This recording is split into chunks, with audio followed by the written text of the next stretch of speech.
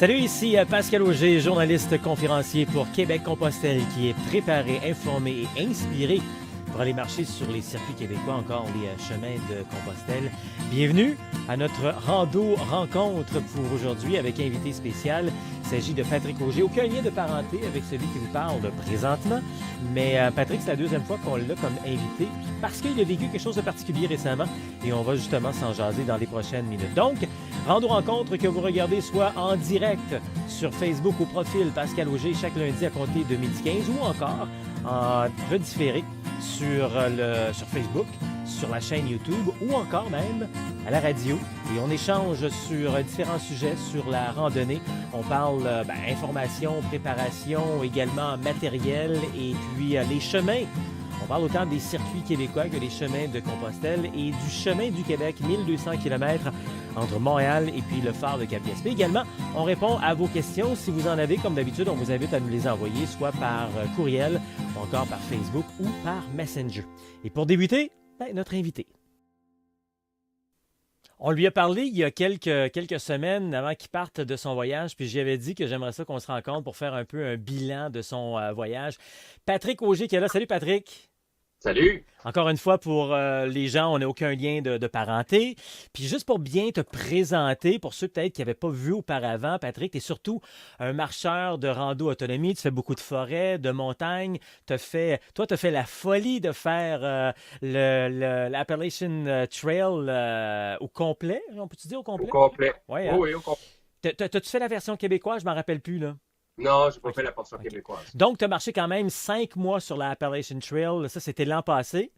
Oui, 3500 km. Parfait. Puis tu es un bonhomme, donc, comme je disais, qui fait régulièrement de la marche en montagne, en forêt, etc. Et puis, tu nous avais mentionné que là, tu te lançais dans le Compostelle. Puis quand on s'est parlé, on se disait, c'est ça, l'Appalachian Trail, c'est une expérience, forêt, montagne, c'est une expérience, puis Compostelle, c'est un peu autre chose quand même si c'est de la marche. Quoique tu as choisi, je dirais, le chemin le plus sauvage, peut-être, des chemins plus rugueux, un petit peu, là. Écoute, je te laisse la parole. Parle-moi de ton chemin. OK. En fait, il faut le vivre, hein, je pense, pour vraiment comprendre c'est quoi la différence entre faire l'Appalachian Trail puis faire, moi, c'est le Camino del Norte et le Primitivo. Puis, je pense que c'est le but ultime, c'était vraiment d'aller voir qu'est-ce que c'est ça, un des sentiers, des chemins de Compostelle. Puis, j'ai choisi effectivement plus montagneux. Euh, euh, Plus montagneux et en espérant qu'il y a beaucoup de sentiers en forêt. Mais c'est là que moi, j'ai moins apprécié ce sentier-là parce que OK. moi, je suis un gars qui marche dans les trails, dans la boue, dans les racines, dans les roches. Et là, c'était à 75-80% sur de l'asphalte. C'était Oh. pas une surprise, hein, avec les recherches que j'avais faites. OK. J'avais déjà une idée, mais j'espérais que c'était pas aussi là, sur le béton ou le bitume là, tant que ça. Donc, je pense que c'était le but, c'est d'aller voir qu'est-ce que c'est en personne. Mais là, tu Donc, m'apprends quelque chose. Je pensais pas qu'il était autant bitume, ce chemin-là. Je pensais qu'il était plus là, rugueux, montagne. Et c'est pas un des chemins que j'ai fait encore qui m'intéresse, là, mais parle-nous de ça, là, ouais. ouais, ben en fait, en partant, c'est sûr, moi je suis parti de Irun, puis c'est sûr qu'on est dans les villes, c'est normal que le béton, mais même en sortant de la ville, on est essentiellement sur de l'asphalte, souvent sur le long de la route. OK. Et c'est pas facile, hein, marcher sur de l'asphalte et du Non, béton, non. c'est difficile, c'est pas Ouais, facile. ouais, Donc, je trouvais ça plus facile d'être sur l'Appalachian Trail, ouais, dans la boue, dans les racines, dans les roches, que ouais. sur le bitume. Donc, les 3-4 premières journées, le corps réagit, c'est pas les mêmes muscles, le devant du tibia, les chevilles, le dessous des pieds. Après ça, ça se place, on s'habitue. Mais c'était la surprise de dire, waouh, c'est beaucoup de route. Puis, Ouais. on parle toujours Compostelle, l'espèce de voyage intérieur un peu plus spirituel. Ben, vu qu'il y a beaucoup de routes, ben, il y a de la voiture. Moi, à un moment donné, quand j'étais un peu dans des sentiers, ben, il y a des motocross qui passent à côté de toi. C'est un peu multifonctionnel, donc il y a aussi des vélos. Donc, il faut quand même être à l'affût de ce qui se passe. Donc, ça, c'est un peu, contrairement à l'Appalachian Trail où on est dans le bois, puis la seule personne que tu vas rencontrer, c'est un humain. C'est tu ne rencontreras pas de moto puis de véhicule, là. Ou un ours, ou un renard, ou... Ça pourrait arriver, mais Non, ça n'arrive pas fréquemment. Écoute, c'est très intéressant ton point de vue parce que toi, tu es vraiment un gars de forêt et de montagne, puis là, tout à coup, tu as vu le côté plus civilisé ou dans le sens, plus comme tu dis, de motocross et tout ça. Puis des fois, on entend l'inverse, c'est des gens qui vont faire celui-là, qui sont moins habitués, tu sais, à marcher en forêt et tout, puis ils se ressentent vraiment plus là, dans un côté plus sauvage. C'est un petit peu pour ça que j'ai fait mon introduction comme ça. Donc, c'est le fun d'avoir ton point de vue là-dessus. Parle-moi pour les gens qui voudraient éventuellement quand même aller faire ce chemin-là. Toi, donc, tu as commencé à Irun, donc tu as atterri à Bordeaux, tu as pris un train qui t'a descendu jusqu'à Bayonne, puis un autre train de Bayonne jusqu'à Irun. un train jusqu'à Hendaye. Hendaye, oui, c'est ça. Ben, c'est l'autre côté de la frontière. Là. On traverse à pied finalement, Irun puis Hendaye, Ouais. ok, parfait. Puis, donc, tu as commencé à marcher à partir de Irun. Oui. OK. Puis, tes hébergements, comment tu as trouvé ça?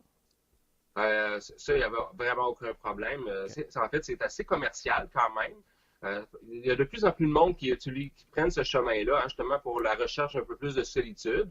On est encore environ seulement 6% des gens qui font les chemins de Compostelle qui prennent le Del Norte. OK. Donc, il y a pas encore beaucoup de monde, mais les hébergements, il y en a régulièrement. Il y a autant les communautaires, autant que les albergués privés. Puis sinon des hôtels, motels, il y a du choix. J'ai jamais eu de problème. OK. Puis j'ai pas eu à réserver.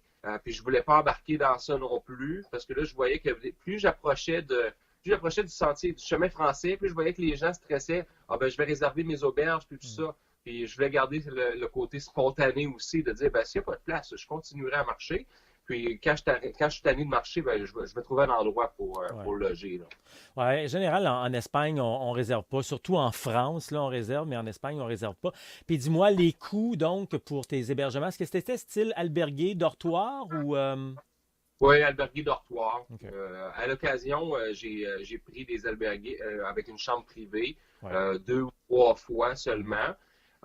Puis j'ai pris des hôtels. Quand je suis allé dans les grandes villes, j'ai pris un hôtel à Santander, entre autres, à Oviedo. Mais en fait, je le déconseillerais quasiment parce que c'est là qu'on se sent beaucoup plus seul. Hmm. Contrairement aux Hmm. albergués, il y a vraiment un échange, il y a une C'est vrai. dynamique, vraiment des belles personnes à rencontrer. Ouais. Puis quand on se retrouve en hôtel, ben, on est pas mal tout seul. Puis OK. c'est un peu plus ennuyant. Puis tes dortoirs, c'est à peu près comme le Camino Frances, 5 à 10 euros. Environ ouais, 10-12 € 10, avec 12 euros. souvent le petit croissant et OK. le café là, le matin. OK. Si on va, mettons, des fois, il y avait une offre avec 20 €, mais tu avais un très bon repas au souper avec OK. le vin. OK. Donc, c'était très, très raisonnable. OK. Puis tes repas du soir, les soupers pour nous, là, est-ce qu'il y avait des repas du pèlerin sur ce chemin-là? J'imagine que oui, tu sais, c'est le classique. Ouais. Là. Ils ont trois, quatre repas là, que tu peux prendre, sinon tu peux prendre autre chose, mais un repas du pèlerin qui est l'entrée, le plat principal, le dessert et le vin plus ou moins à volonté. Finalement, il y avait ça aussi sur ce Il y chemin-là à avait, ouais, 10-15 € là. 10 €. Ouais, en OK. général, 10 € repas OK. du pèlerin. Dans la plupart des villes, les petits OK. villages, il y avait ça. OK. Bon, écoute, on vient de parler du côté un peu plus technique là, dans la cuisine. Là. Parlons du côté un petit peu plus, comment je dirais, plus personnel. J'ai vu beaucoup de tes photos, etc. Je veux dire, je pense que tu as fait de belles rencontres. Tu es un bonhomme très, très sympathique, tu sais, qui est très, très sociable et tout. Je pense que là-dessus, ça a dû rejoindre un peu, ça t'a fait du bien. Ça a compensé un peu pour le fait que tu avais du bitume, donc tu t'es rejoint un peu là-dedans, là. Oui, ben effectivement, à un moment donné, j'ai réalisé vraiment que je vais aller chercher ce qui va être le plus plaisant, puis c'est le côté humain. Donc, c'est de faire des belles rencontres, puis j'ai fait des belles rencontres. Des rencontres, des fois, qui sont courtes, hein, c'est juste quelques heures, des fois, c'est quelques jours, mais j'en ai eu 2, 3 où ça a duré 3, 4 jours, on a marché à peu près à la Mm. même cadence, on se rejoignait le soir, puis j'ai ralenti ma cadence pour passer du temps de qualité avec certaines personnes. Puis, ce qui a fait que moi, initialement, je planifiais faire 950 km, donc de Irun aller jusqu'à Fistera. Puis, il y a 200 km là, qui ne rentraient plus dans mon horaire parce que je devais revenir, moi, pour le travail le 9 octobre. Puis, donc, il y a une section à partir de Santander à Oviedo que j'ai dit, bon, ben ça, je vais le faire en autobus, mais je vais aller chercher vraiment une belle expérience humaine avec des gens. Tu vois, ça, c'est un peu, je pense, un peu ce que je mentionnais avant que tu partes. Puis je suis content que tu l'aies fait pour toi parce que c'est vrai que tu étais parti dans une cadence là, de 30 km par jour, je pense, puis tu avais encore un peu l'esprit de la rando en forêt. Tu fais du 30, 40, 45 km, je pense, des fois. Mais quand on est rendu sur place, oups, la vie nous rattrape un peu, puis ces contacts-là humains, on a le goût de passer avec les gens. Donc, ça nous aide à ralentir un petit peu la cadence, peut-être des fois avoir un peu plus alentour de nous qu'est-ce qui se passe aussi, là. Hein. Oui, non, tout à fait. Il y a des jours que j'ai fait du 45 km sur ce chemin-là aussi, parce que j'aime ça. Naturellement, je marche rapidement, puis j'adore ça. Mais il y a d'autres jours que j'ai fait 12 km ou 15 pour passer du temps de qualité avec les gens. OK. Donc, t'as fait une bonne partie du Camino del Norte, tu en as sauté un petit bout, puis tu es allé faire la finale. Tu t'es rendu jusqu'à Santiago, la cathédrale, et tu es allé jusqu'à Fistera ou Finisterre, peu importe comment on l'appelle. Tu t'es rendu jusqu'à la fin de la Terre.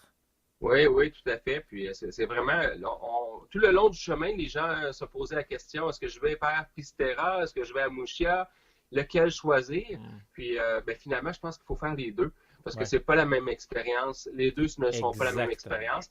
Par contre, je commencerai par Pistera, comme j'ai fait, comme la plupart le font, parce que c'est un peu symbolique, arriver au phare, Mhm. puis c'est la fin de la Terre, puis il y a le kilomètre zéro qui est là, donc c'est très symbolique. Puis le coucher de soleil est magnifique Mhm. de ce côté-là aussi.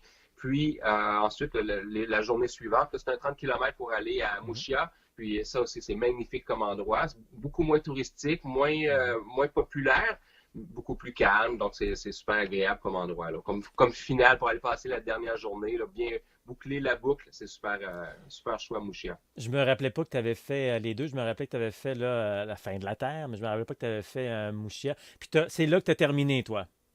Oui, ça c'est OK. ma finale. Là. OK.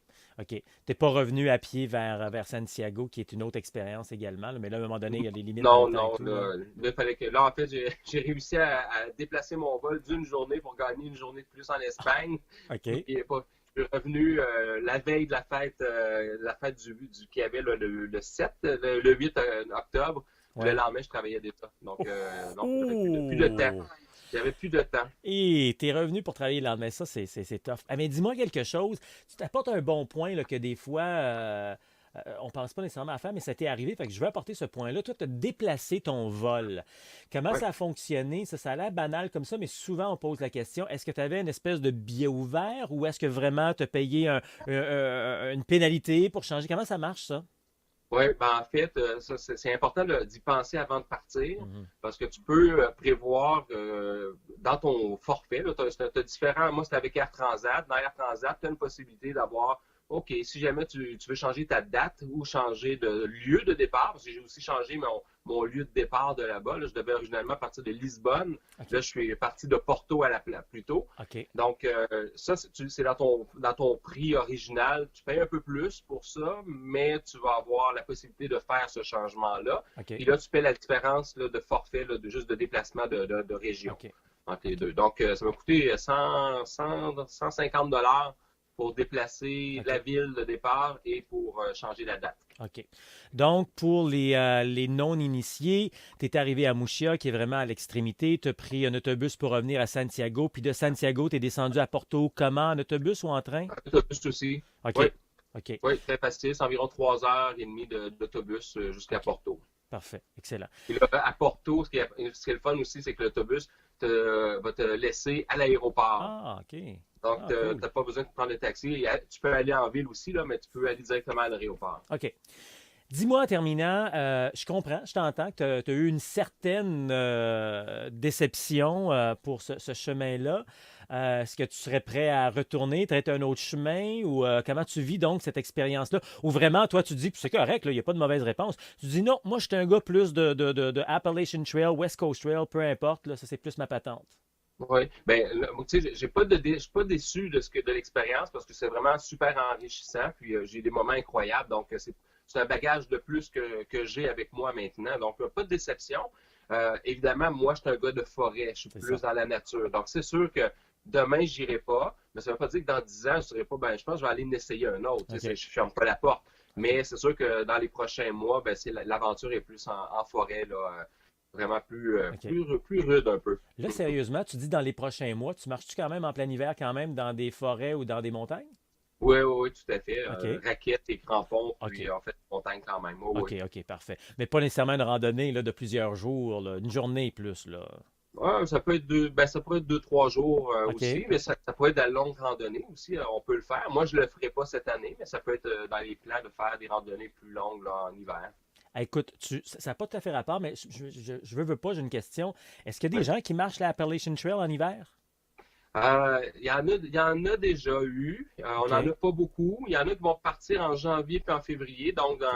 c'est sûr que c'est la grosse neige, là. C'est des Ouais. conditions très difficiles. Ouais. Mais écoute, ça se fait assez bien aussi, là, parce OK. que c'est pas comme au Québec, la quantité de neige qu'on Ouais, parle c'est de la vrai. journée, C'est c'est vrai. pas pareil. Donc, ça se Ouais. fait, mais les nuits sont froides, donc il faut être bien équipé. Les Ouais. gens vont avoir plus d'équipement, puis ils vont le retourner à la maison à un moment donné. Ouais, OK. Donc, ça se fait.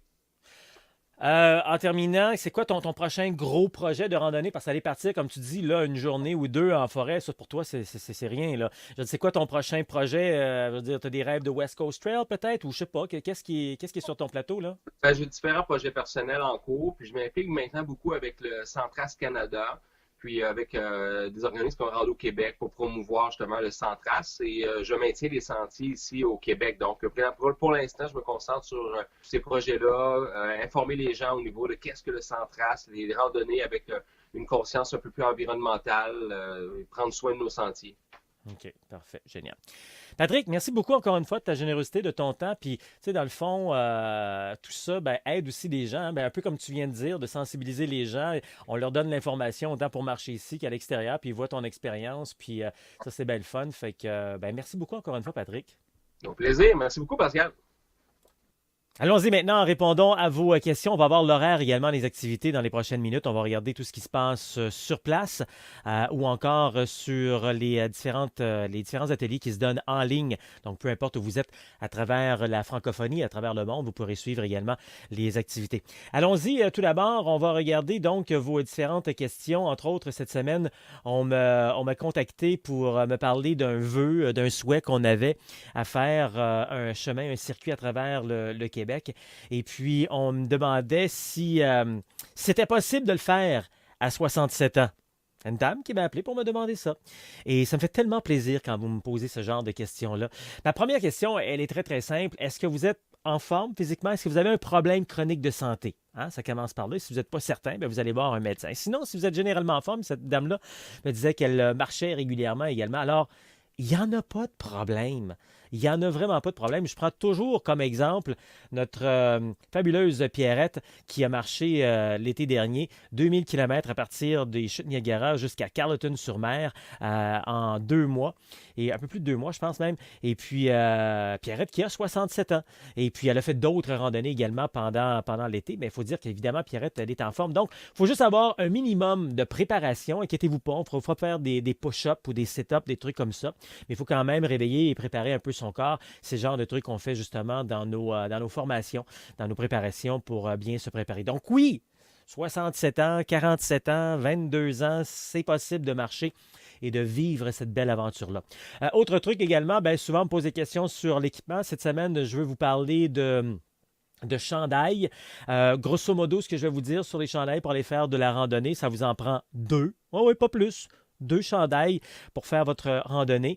Et puis, vous allez les changer régulièrement. Là, quand je parle de deux chandails, je parle de deux t-shirts. Vous allez avoir, à part ça, deux chandails à manches longues. Donc, on va quand même clarifier tout ça.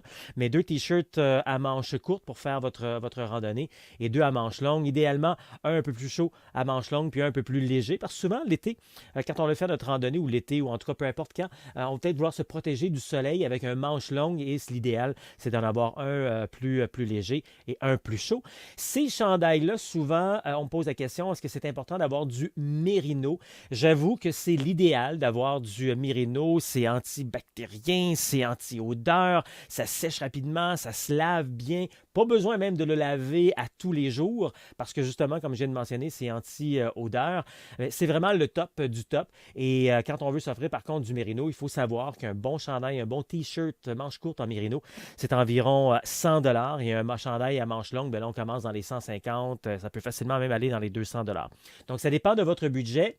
Si vous avez ce budget-là, laissez-vous aller, fantastique, mais ce n'est pas nécessaire pour faire de la randonnée pédestre de longue durée. L'important, c'est d'avoir un chandail qui va sécher rapidement. À la base, là, ça c'est important pour être certain que vous allez l'avoir au besoin. Maintenant, est-ce que ce sera un chandail anti-odeur, etc.? Ben, peut-être pas. Donc, il faudra le changer peut-être en cours de route pendant votre journée si jamais vous avez chaud, etc. Et puis, laver vos vêtements en fin de journée. Donc, quand on veut faire des économies, c'est le genre d'endroit qu'on peut faire des économies, justement. Alors, voilà pour nos questions de la semaine.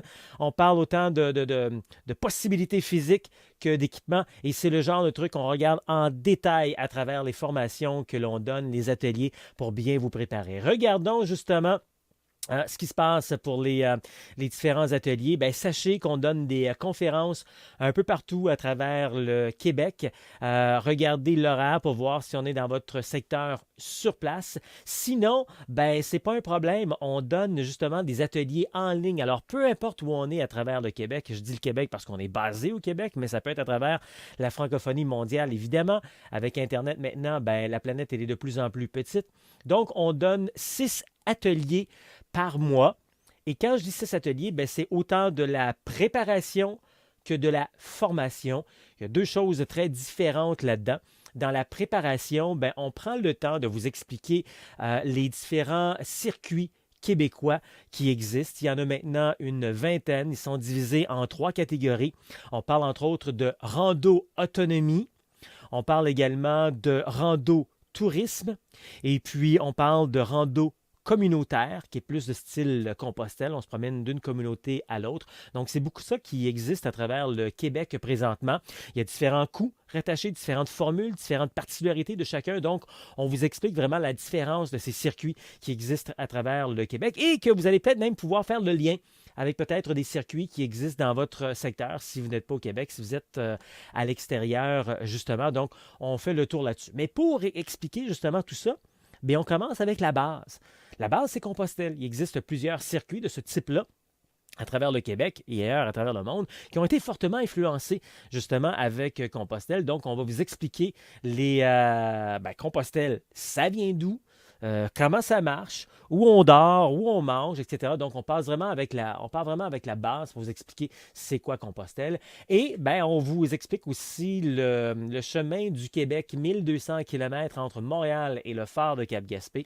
C'est un chemin, un joyau du Québec où on découvre ou redécouvre 400 ans d'histoire à travers le Québec en passant à travers des villages magnifiques. On termine d'ailleurs et on marche un bon bout sur le bord du fleuve au phare de Finistéré. Pardon, le phare de Finistéré, c'est en Espagne.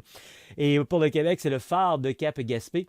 Finistéré qui veut dire fin de la terre et Gaspé qui veut dire bout du monde. Donc, il y a plein de parallèles intéressants. Et ça, bon, on regarde tout ça en détail avec notre portion préparation, finalement, quand on donne des conférences.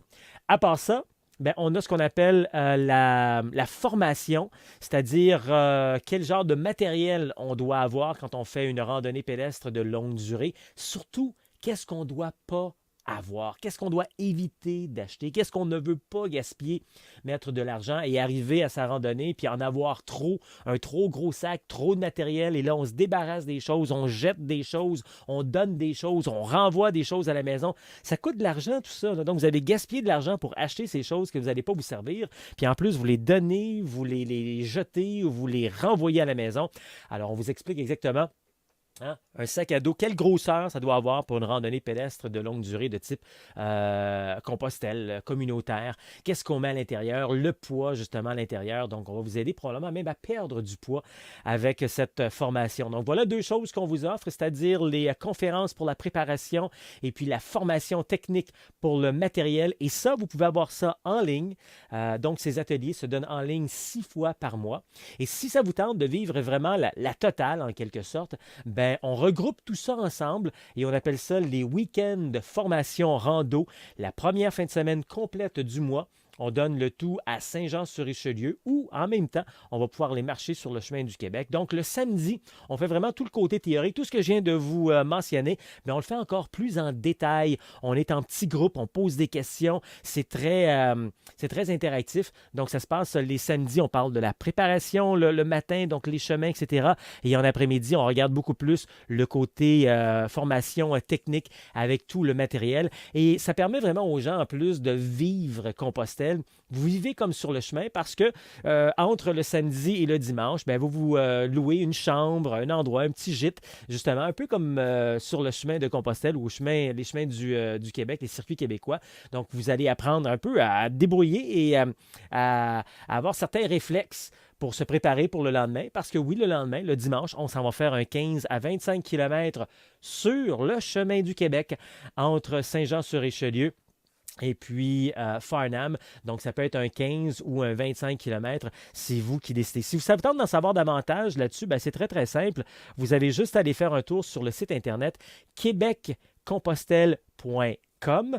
Alors, c'est très simple. Dès la première page, vous cliquez sur « Trouver » votre atelier et ça vous amène finalement sur les différents ateliers qu'on a à vous offrir à travers le mois, que ce soit les conférences, comme je viens de vous mentionner, en ligne, les magasinages, magasinage également de groupes que l'on fait, etc. Donc, vous avez l'horaire au grand complet sur le site Internet. Donc, tout ce que vous avez à faire, c'est d'aller sur québeccompostelle.com et voir le calendrier. Justement, on vient de terminer un week-end de formation rando qui avait lieu les 4 et 5 novembre avec un beau groupe, encore une fois. Le prochain, c'est le 1er et le 2 décembre, où vous aurez la chance, donc, encore une fois, de venir vivre une fin de semaine de préparation pour votre chemin, que ce soit au Québec ou encore à travers Compostelle, ou même, c'est plein de choses aussi qu'on vous apprend, que vous pourrez pratiquer, que vous pourrez mettre en pratique, voilà, ailleurs. Apprendre à voyager léger là, avec un sac à dos, là, c'est bien, bien, bien pratique, justement, quand on veut partir très léger et voyager à travers le monde. Alors, vous allez trouver tout ça. On fait également des rencontres individuelles, privées, si vous voulez, ou en petits groupes. Vous allez retrouver toutes ces possibilités sur le calendrier québeccompostelle.com. Donc, trouvez votre atelier. Voyez le tout sur le calendrier québeccompostelle.com. On est également sur Facebook, Instagram et la chaîne YouTube. Québec-Compostelle, ça marche.